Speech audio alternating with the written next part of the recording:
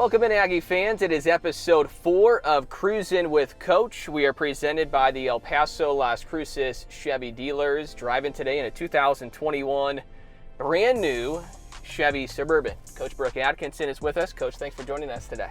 Thank you. Do you feel safe? I feel super safe. Okay, perfect. The season right around the corner when we tape this here today. It's going to air on December 2nd. I want to go back to the off-season a little bit because you added some impact transfers out of the portal. Did you do what you wanted to do in the portal this off-season? Yeah, I thought we had a strategy going in, and we obviously wanted to add some size inside, and I thought we did that, and added, kind of some floor leaders and generals in the one position, and just filled some spots in between. But I was very happy with what we did. How has the portal changed the game for you as a coach, and have you had to embrace the transfer portal? Yes, I think the portal obviously is very intriguing. I think we still really need to do our homework and see what we'll deal with and what we won't, but I think we can get a high level, Oklahoma State transfer like KB, sure, that can make an immediate impact, and so I think that definitely obviously helps, and they don't have to sit a year. We want to get fans to know you today, so I want to go back to your playing days. Western Nebraska and then Wichita State, you were a great point guard. Going back to those days, when you think back, what kind of a player were you? And back then, did you know you wanted to coach one day? Oh, I probably was a pass-first player, that's for sure. I at least at my junior college, I had 4 other teammates in the starting 5 that went Division I, so I was kind of our last option. Yeah. And then when I got to the Division I level, I was just a kind of a glue kid and just had to work really hard to get time on the floor. My dad was a football and a baseball coach, and I grew up in a house of teachers and coaches, so I knew I wanted to coach. At what level, I wasn't decided, but I knew I wanted to teach and coach, so I found that way somehow. Did you have coaches that coached you back then that said, you're going to make a good coach one day? I don't know if they said that to me. I think they said a lot of other things to me, but they could coach me hard, and so I knew that I could be an example.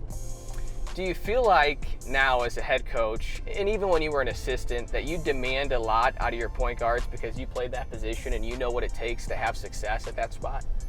Yeah, I tell my point guards every day, if it goes wrong, I'm looking at you because you're the coach on the floor. There has to be, I'm trusting you to be the coach on the floor. So they know that, whether it's the guard's fault, the post fault, I'm looking at them to get their team together. Coaching's a grind, no matter whether you're an assistant, a head coach, especially when you're a head coach and running your own program. Did you know back then when you started how hard of a job this was, and how time-consuming this particular job is?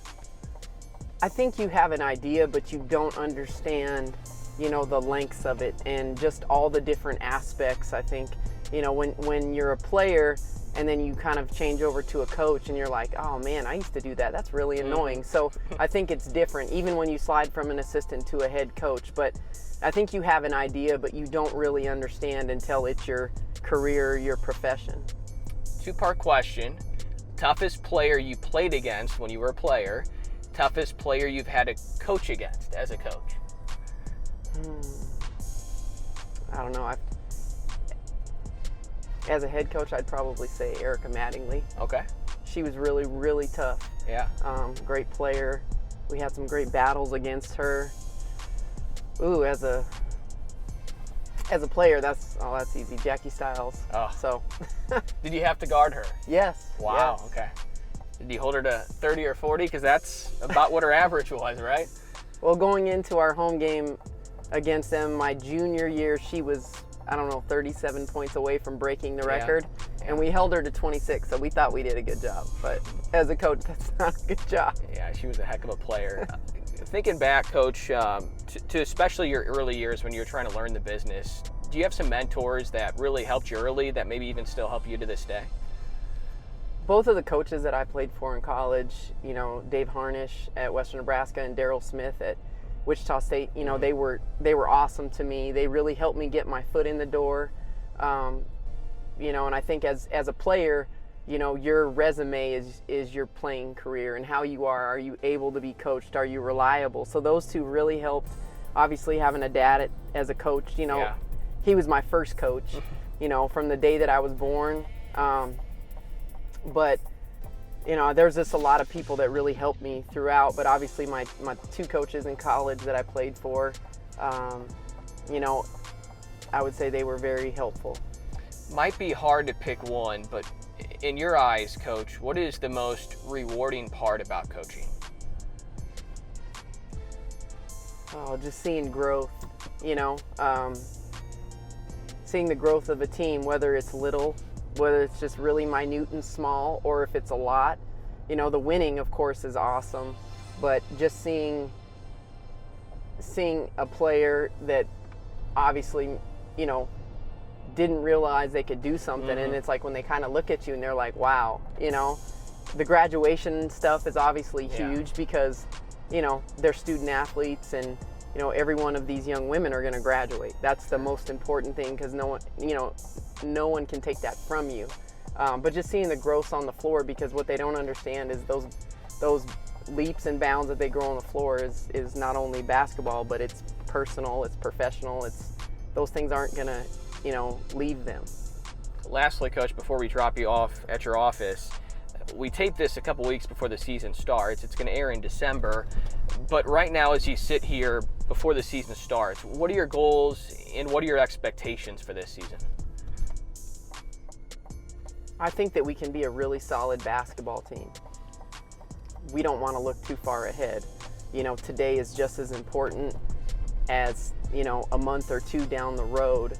And I just think as a group, our highs can't be too high and our lows can't be too low, because, it's a long season. It's going to be a season of ups and downs. And I think it's going to be for us, if we're the most consistent, we're going to be successful. We're going to find ways to win. I think we have the pieces to be successful, but I think it's just the repetition daily of being solid and showing up. We're talking about just be solid, just be basic right now. And then in a month, we might be good. And then in another month, we might be even better. And hopefully in March, we'll be great. Coach, best of luck this season. Thank you. That's women's basketball head coach Brooke Atkinson. This has been Cruisin' with Coach, presented by the El Paso Las Cruces Chevy dealers. Cruisin' today in a 2021 Chevy Suburban.